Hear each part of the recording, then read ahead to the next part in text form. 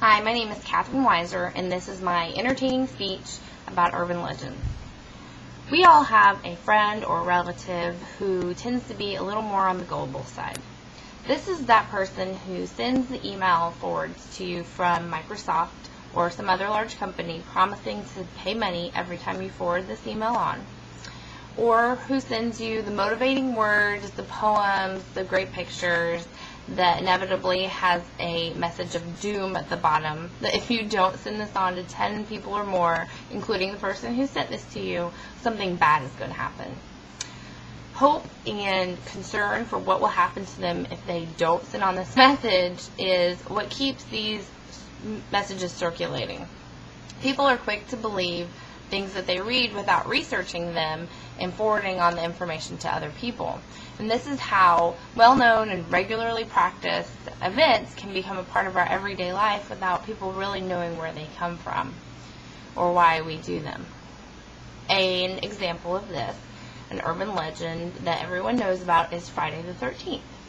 Friday the 13th has become a day that we just tend to exercise extra caution. It is impossible to prove whether it's true or not, though. Every Friday the 13th, something bad does not happen to every single person, so it's clearly a myth. I looked first on Snopes.com about information for Friday the 13th, and this is actually listed just as a legend, not as true or false, because it is immeasurable, and there's not really any way to say whether it's completely true or completely false, and it does actually come from some fact that has put together this Friday the 13th urban legend. The first part of the Friday the 13th legend is the Friday part. As far back as the 14th century, in Chaucer's Canterbury Tales, he alluded to the fact that Friday was a day that unlucky things happened. This continued on in 17th century Western literature, and in the 19th century is when we started to see ordinary events becoming something that was unlucky to do on a Friday.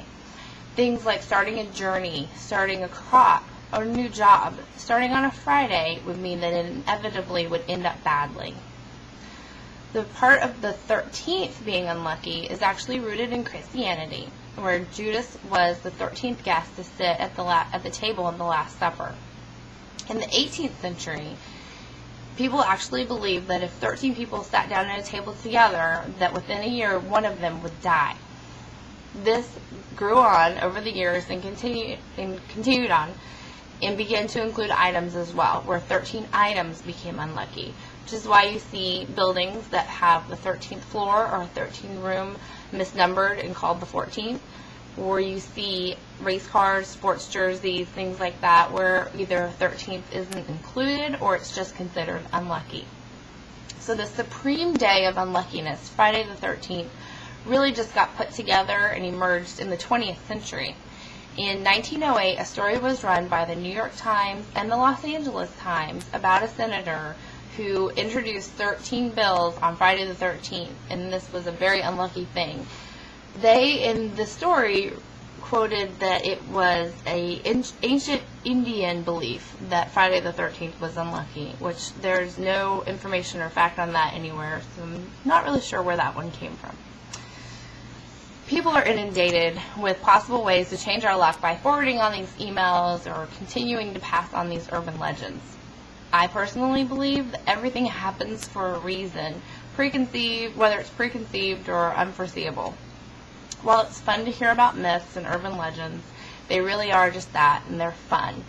Unfortunately, email forwards have taken place of traditional storytelling, and on top of that, the things that are just simply untrue or completely absurd are the ones that get sent on and forwarded 100 times faster than a simply true story based in truth. Some people may feel they have a reason to be extra cautious on Friday the 13th, which is fine. I personally just like to hope for the best, plan for the worst, and do everything I can to avoid crossing paths with a black cat. Thank you.